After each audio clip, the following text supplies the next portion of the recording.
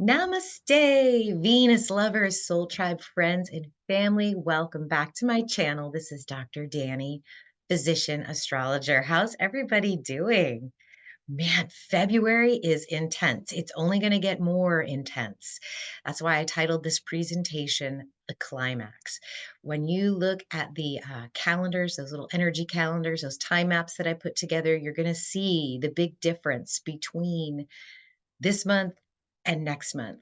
There's a lot of intense energy. Everything is crossing over Pluto right now into the constellation of Capricorn. So, this Venus is basically like the goddess of the mountaintop. Remember that Bananarama song, Goddess of the Mountaintop, the summit of beauty and love, and Venus was her name. And then they roared. I mean, that's basically the whole song.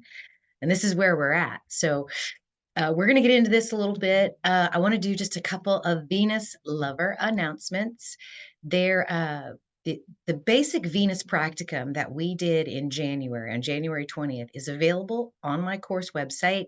I highly recommend that you guys that are interested in learning more about Venus go ahead and sign up for that class, because on March 9th, we are going to get together. And those of you who have taken that course, we're going to do the advanced Venus practicum. So what I found was that 2 hours was not enough to teach you guys everything y'all need to know about Venus. If you want to learn how to work with Venus, this advanced practicum is going to be very, very impactful. I'll teach you how to do your own personal transits, how to read a personal Venus. We're going to go through Venus cycles, Venus retrograde, Venus returns. It's going to be really, really fantastic.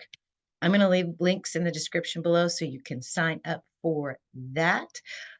Also, guys, you should get a personalized Venus forecast or the combined reading of the natal chart and your Venus forecast. This is a great reading. This is not computer generated. This is 100% from my own analysis. So I will leave a link for you in the description for that. Today's video is going to go a little differently. Because a lot of this is review, I'm going to just go over the energies real quickly. There's a couple of new energies towards the end of Venus and Capricorn that we haven't covered yet. We're going to talk about that. But at the end of this video, I'm going to go through Venus and Capricorn in each of the houses.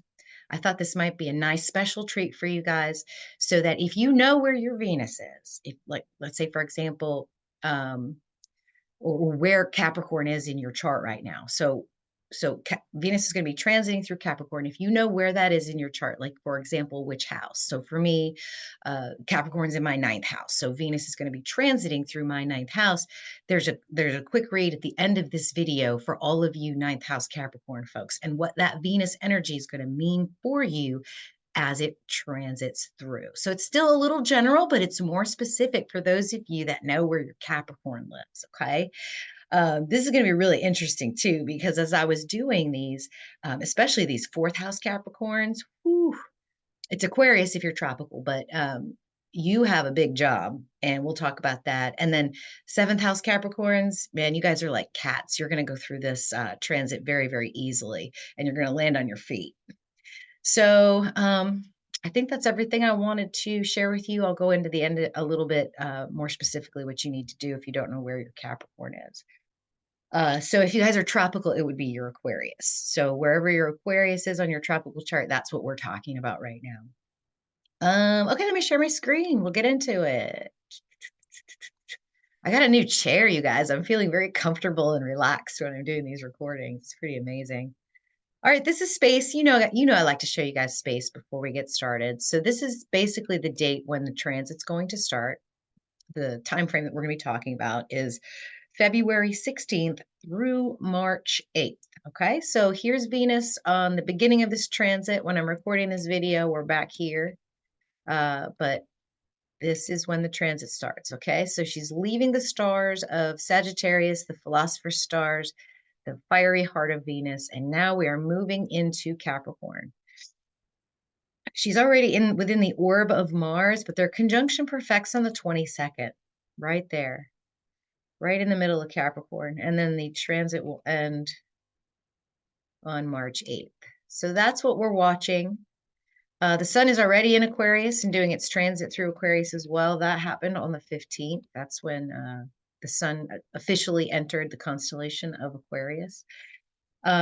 And what's really interesting about this particular time frame that we're discussing is that Venus and Mars are pretty much within the orbit of each other the entire time.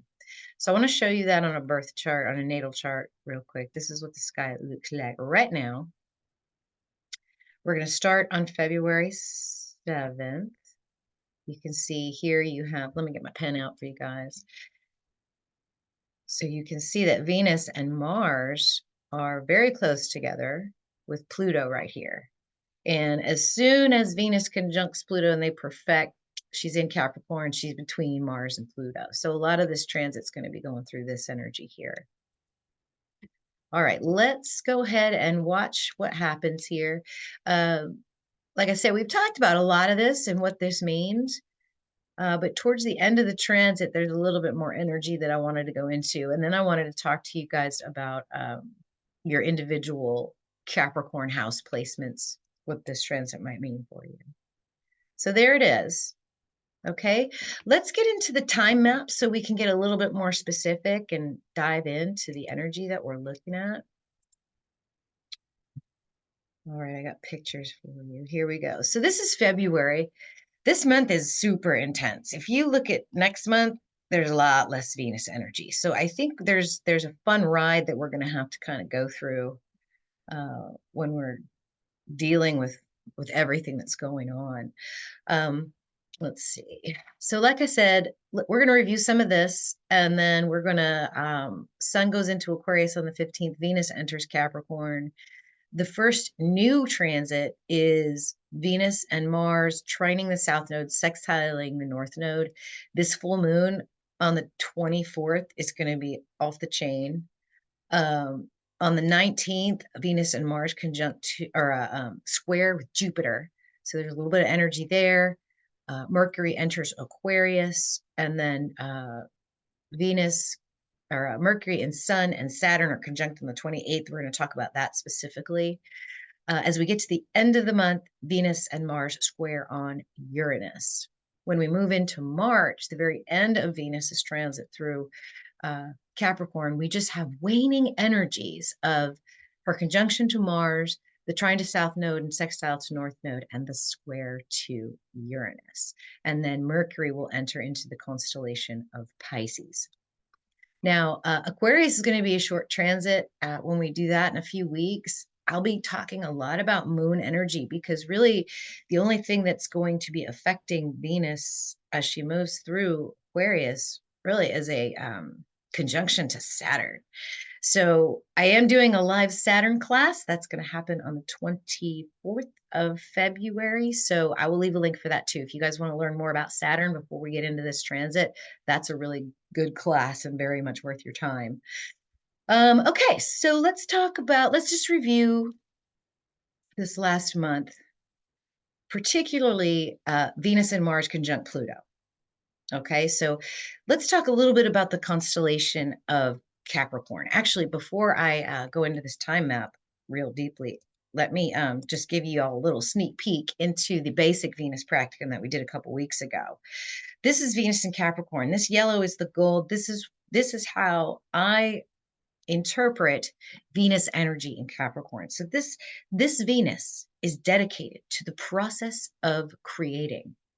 The energy of Venus, the divine light of Venus, is aroused by achieving the impossible and that which is unreachable. So it's the divine love of creating, and this is an excellent place to crystallize creation. If your Venus is blocked in any way by other aspects or where Venus is placed in your chart, this is someone who's going to be very critical of themselves, everything that they create. They're going to deny themselves pleasures. They're going to be unaware that the light at the top of the mountain is literally within the self. So a Venus in Capricorn is a light at the top of the mountain. All right, so when you've got Mars there, Mars is striving towards that goal of unity. This is like pie in the sky. This is a fully matured, spiritually sacred masculine and a benevolent loving of the divine feminine. And this is the achievement of Mars and Venus as they transit through the energy of Capricorn. Now, with both of these luminaries conjunct to Pluto, this is going to be so intense for both polarities. like physically, spiritually, emotionally. We're going to have to be very, very careful how we speak to others, and then the actions that we take with the thoughts that we have in our mind. So, um, this energy, this coming together, this all literally climaxes on the 22nd of February. That's right, guys. 2-2. Okay. That's when the conjunction of Venus and Mars perfects right there. And they're still conjunct with Pluto. So the way that I've described this energy is that it's potentially like it could be a catastrophic supernova to amazing explosive sexual energy. Either way, if you're coupled with someone, hang on to each other, respect each other's divinity, give space to each other for the transformational process that happens, and and just be ready for anything. Don't be too judgmental either. So this is what I said. I said, hang on to your soulmates or hang on to yourself. So if you're uncoupled, there's going to be a divine transformation of both of your polarities, feminine and masculine as well. Now, let's see what's going to happen here. The next transit will be um, Jupiter is Venus and Mars are going to square on Jupiter. That starts on the 19th of February and it ends on the 29th of February. So Mars will be first, and then, well, actually, Venus will be first because this energy really peaks right after their conjunction, and Venus is a faster mover. But they're both going to feel this energy. Now, usually these luminaries will both square to Jupiter at some point in their cycle. So it's not an unusual energy for us. It's not a foreign energy. We all know what a square to Jupiter feels like on a very personal level. Sometimes you can feel like you're going into excess because Jupiter's big and boisterous and open and abundant and giving. And so sometimes you can go too far with Jupiter energy in a square. Um, so so the way that these two energies go into excess, they might actually clash with each other, even though they are conjunct, where it's usually like, where their energies are harmonious or combined. But conjunctions aren't always nice. It's a combination of both the shadow and the light of that conjunction. And so when the shadows are being brought up, which is very likely because of the uh, orb of influence of Pluto, we're going to have these two energies dealing with the shadow side of Jupiter and perhaps conflicting with each other on that basis, right? So Mars is going to be feeling bold and aggressive and driven, and Venus will be wanting to leave responsibility behind and luxuriate in all beauty. So, Jupiter is about optimism, and indeed, the future is bright and beautiful. So Venus might take the edge off of Mars, and Mars might keep Venus from the over excesses of Jupiter.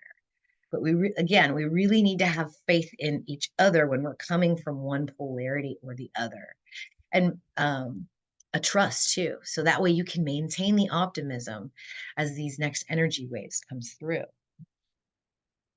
Okay, so let's talk about Venus and Mars trining the south node and sextiling the north node. I always like to look at charts when we talk about the nodes because it's a combined aspect, so you're not getting just one energy.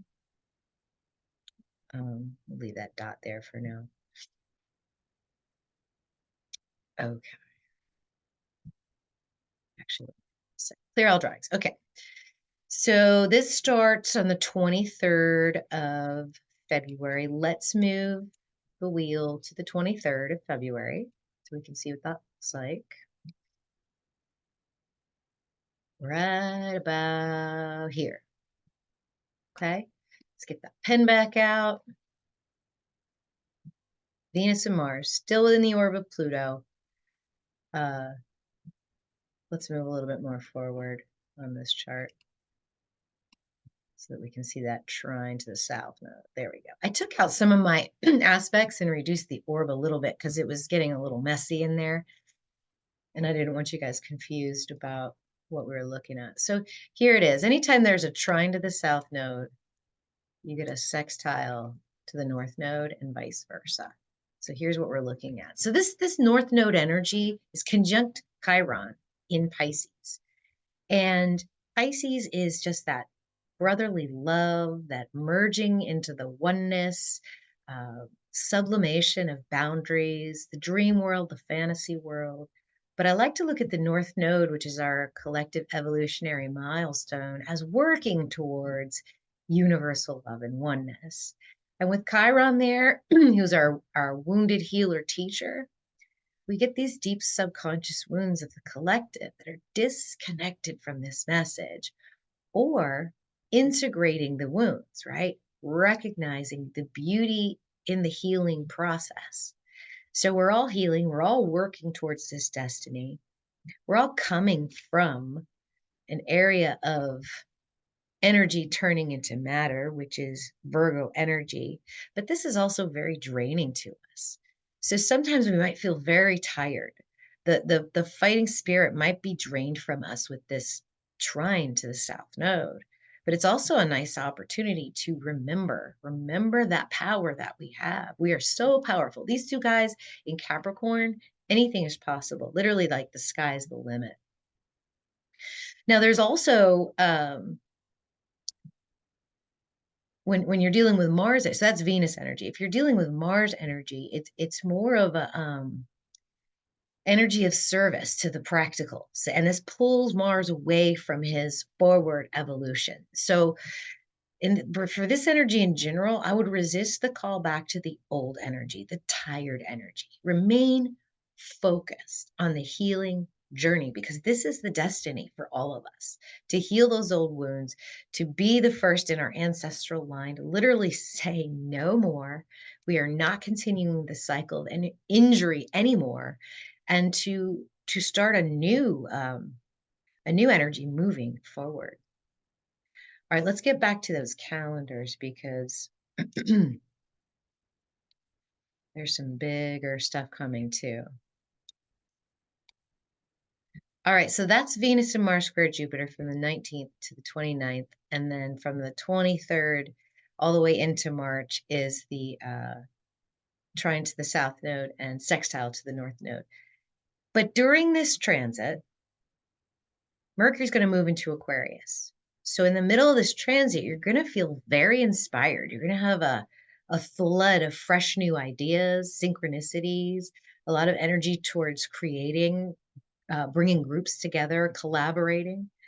On Saturday, the 24th, when we're doing our Saturn class, we're going to have a Leo full moon. This moon's going to be really intense. As the energy starts building from this new moon that happened on the 9th, building, you're going to feel a release and a burst. Something really incredible is happening during these next 2 weeks. And when we get into the houses, I think that might be a little bit more clear for all of us. So pay attention to that that full moon. I'll be doing a video about that in a couple of weeks as well. All right, so we're following Venus conjunct Mars. We're following the nodal energy. We're following the square to Jupiter. All that energy continues after the full moon. On the 28th, there's a very special there's a very special conjunction happening here, and I wanted to bring that to y'all's attention. This is going to happen on the 28th. Mercury, the Sun, and Saturn are going to be conjunct. And the reason this is important is because Mercury is going to be on the other side of the Sun from our perspective. So this is the beginning of a brand new Mercury cycle. Mercury is going to be what we call combust, and it's also going to be conjunct Saturn. So this is a huge comment onto what the quality and the energies of this next Mercury cycle, what the next 16 days are going to be for Mercury from February 28th and when Mercury goes retrograde in about a month from this point. So let's break this down. We're definitely going to pay attention to this Mercury cycle because when Mercury goes retrograde at the end of March, we're going to have to look back at this to kind of get an idea of what this will mean. So the Sun in Capricorn, or the Sun in Aquarius, sorry, the Sun in Aquarius on the 28th is literally individuality with a higher perspective. The shadow of that could be seclusion and madness, right? And then you've got Mercury in Aquarius, this is creative thinking, downloads, or hyperactive electric racing thoughts, depending on where your Mercury is. When we're conjunct the sun like this, Mercury is combust. All energy is of Mercury is received by the sun. Then the sun's light. So in other words, Mercury is in service to the sun. The sun's light then reflects synchronicities back to our senses. So that's how Mercury works when it's combust. You're not going to really receive transmissions and downloads at this point in the cycle, but you're going to see a lot of synchronicities coming towards you. Then you've got Saturn in Aquarius. Now, Saturn's been there for a while. Saturn is sober and mature, or Saturn is obsessing about change and having a fear of fitting in with the collective. In conjunct the sun, Saturn sun energy is a builder with integrity. So you've got Sun, Mercury, and Saturn there. So this is realistic thinking or even perhaps a mental block. If we do experience a mental block around the 28th, it's probably because we are too focused on trying to receive and we need to just be and let the synchronicities flow inward. So that's my thoughts process for that particular conjunction as we move into March. That very same day, Venus and Mars square on Uranus. Okay. So this square to Uranus is going to feel like both of them want to break out. They want to break up, they want to change things, but they don't necessarily have to. Okay. Um, when you've got um, a square to Uranus like this with Venus, there's going to be like a burning energy, an itch inside you to change things. But you may not have to. Use the sextile to the North Node to try and find peace and serenity. Like acceptance kind of comes to mind. Whatever it is, just accept it. It's going to be okay. You're going to feel trapped, but you actually aren't. All right. So when Mars is going through this, he's also got to learn from the feminine because Mars is more willing to take action, like cutting strings, spiritual surgery, taking things that aren't necessary, and getting rid of them. But at the same time, Mars needs to take a higher perspective and ask himself, is it really broken? Do I need to change it? Do I need to fight against something? That's the real key here. With Mars, we want to fight for something. You're going to get much better results. If there's something that you're feeling resistance to, don't fight against it. Let it be. Ignore it. When a situation becomes clear, it no longer bothers us. It's just going to work out the way it's supposed to. So sometimes just awareness of the resistance and saying, okay, I'm going to put that over there for now and I'm not going to look at it. And then we'll just see what happens. So that's Venus, Mars square to Uranus. That is going to last from the 28th of February to the 7th of March, basically the end of this transit.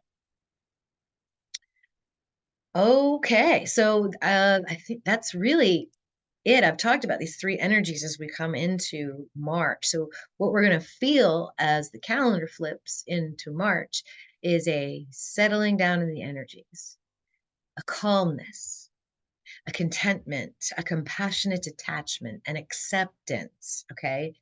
And then at the very end of this transit, the moon is going to conjunct Venus and basically carry her into Aquarius as she ends her conjunction with Mars. So Aquarius Venus is going to be very much about moon energy, Saturn energy, and getting ready for eclipse season. And so we'll get into that. Okay, guys. Well, that was cool. Let's go ahead and let me see. How do I want to do this? Well, before I dive into it, because this is probably where I will just remind you guys to join the Fellowship of 13 Signs if you haven't already. I'll leave a link down there. We're growing every day. Follow me on Facebook so you can get information on my services and any deals and promotions and classes that I'm running. Please like this video if you love it and subscribe if you're lurking. And what we'll do right now is we will literally just go through Capricorn in the houses. Now, if you're a tropical person, this is going to be Aquarius for you. So if I say first house and you're tropical and you're thinking Aquarius right now, this energy will apply to you. If you are constellational true sky sidereal, and you know your Capricorn's in first house. Just stay with me for a second because I'll go right into it. But if you are in the other houses, there'll be timestamps below. So you can basically just jump from here to there. Now, if you don't know where your Capricorn is and you would like to know in 13 sign astrology, I have a free chart calculator on my website. So I will leave a link for that. So you could pause this video right now. I'll wait. Go click on that link, put your birth details in there, and find out what house Capricorn is in for you. And then come back to this video, click on the timestamp so you can get your quick read for that. I think there'll be about a minute or two. I'm not really sure. All right, so let's get into it. First house. This is Mars's house. This energy is going to affect who you are to the core. First house Capricorns. This transit is going to purify you. It's going to empower you.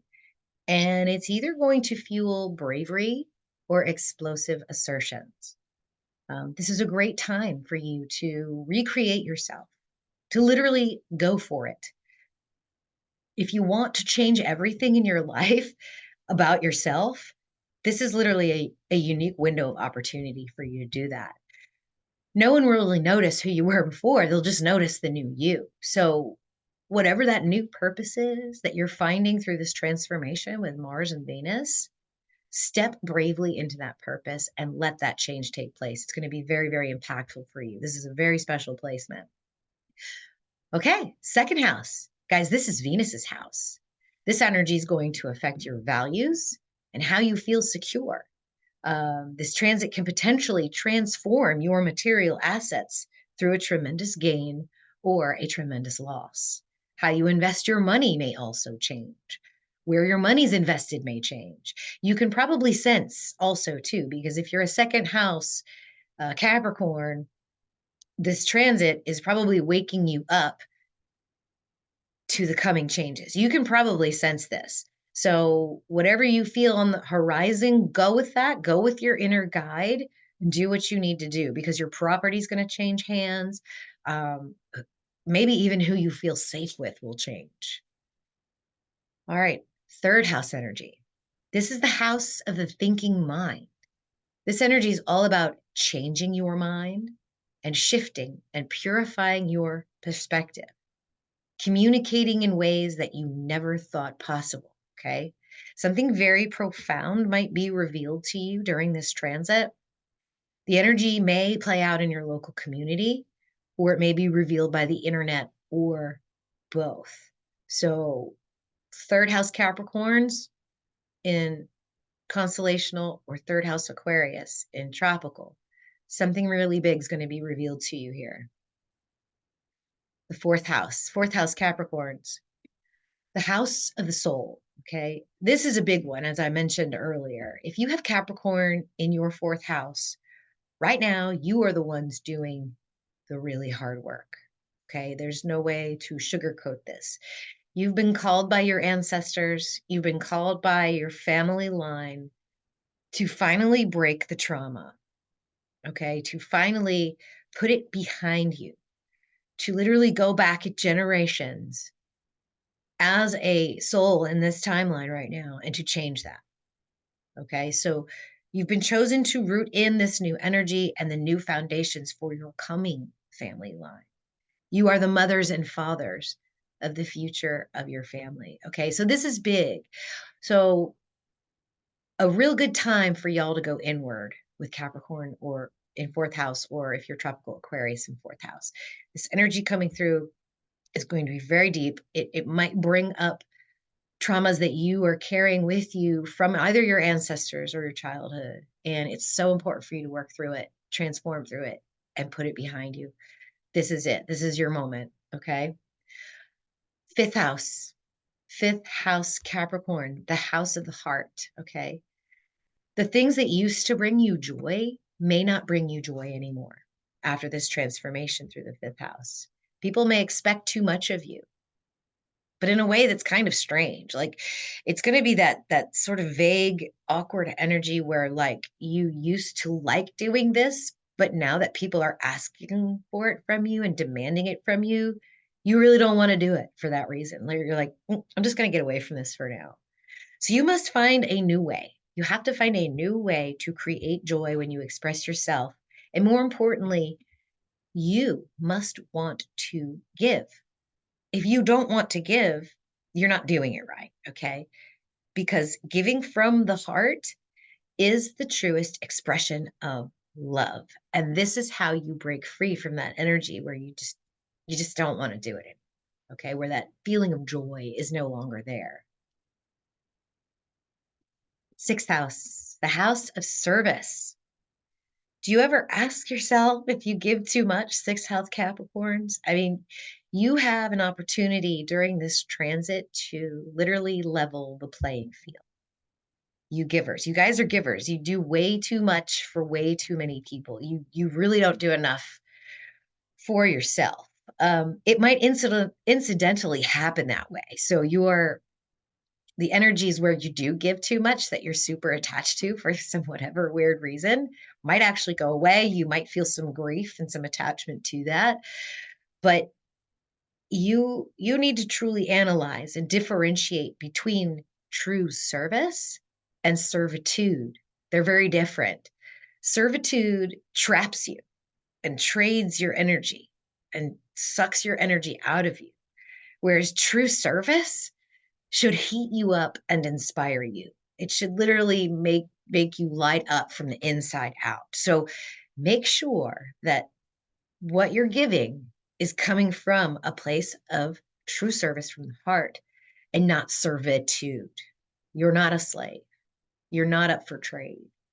Okay. Seventh house, the house of the projected self. Your relationships and partnerships are either going to undergo an immense harmony or an immense change. At best, the relationship dynamics will shift. Perhaps newer and more productive relationships will enter. And at worst, old and ending relationships are going to disappear. Seventh house Capricorn is probably the best suited for a harmonious transit of a Pluto, Venus, and Mars conjunct because you guys tend to have, or it's easier for you, I should say, to have a higher perspective. So you know that whatever's coming at you will literally work out with divine justice and divine timing. So I think you guys are going to be fine. You're definitely going to be doing a lot better in the fourth house Capricorns. Okay, eighth house Capricorn. So Venus, Mars, and Pluto transiting through your eighth house. You guys are my gorgeous, gory angels of the underworld right now. This transit is going to be truly magical, truly transformational, and very intense. But everything that has happened to you in your life has prepared you for this moment in time. So don't be concerned. You are a true healer. You are a teacher. And the world literally needs you right now because when this energy comes through, you're literally going to be at the front of the pack. You're going to have information that no one else has right now. So you are the goddess on the mountaintop. If you have a Venus, if you have a Capricorn with Venus transiting through it and it's in your eighth house, so become the goddess of the mountaintop, okay? Listen to that Bananarama song and really just let it enter you and reveal your true power. This is a great transit for you guys. Ninth house Capricorn. So this is my house. This is where Venus is going to be transiting for me. This is the house of higher truth. This transit is a graduation, an upgrade, and an activation. The deep wisdom that you will acquire will literally transform you. It's ET contacts, it's telepathy, it's quantum downloads from the Akashic record, guys, and a glimpse at very high frequency information. So, whatever you're reading, studying, meditating, trying to understand or understand is going to be really impactful and amazing for you. You will begin to see the world as a computer program, and you will know exactly what codes need to come from within you in order to get the results that you need for yourself and for the collective. 10th house, the house of your calling. So if you have a 10th house Capricorn, Venus, Mars, and Pluto are transiting through it, you are about to boldly transform in the eyes of your public. You will become the projection of many, or the object of projection. All of their pains, all of their glories, all of their traumas will be projected onto you. But you can handle this where this Venus is moving through. Having a Capricorn in 10th house, you can handle that public life, that public image. You are skillfully prepared, or maybe you're not, to be an example of how to create your visions through unabashed dedication and focus, despite what other people are projecting onto you. Two more to go. 11th house, the house of your soul tribe. So who do you love? Who would you fight for? Who do you keep secrets for? This is all about to change for you with an 11th house Capricorn and Venus, Mars, and Pluto moving through it. You're about to seriously upgrade, activate, and transform. You're going to be in this energy where you cannot wrap your mind around vibrational energy that you've already transcended. Okay. So, this evolutionary process that we're all going through, you've done leaps and bounds, and you're going to realize that you've reached a place where you just can't take it anymore. You just can't take it anymore. You're going to have to let that go. You must expand. You must morph. You must mutate into this energy, this higher vibrational energy that you've been absorbing and integrating. Now, this will be a very easy transit for you, 11th house Capricorns. If you keep things that make your body and nervous system drained away from you. So any low vibes, okay, this is my husband, and he gets really triggered when he watches the news.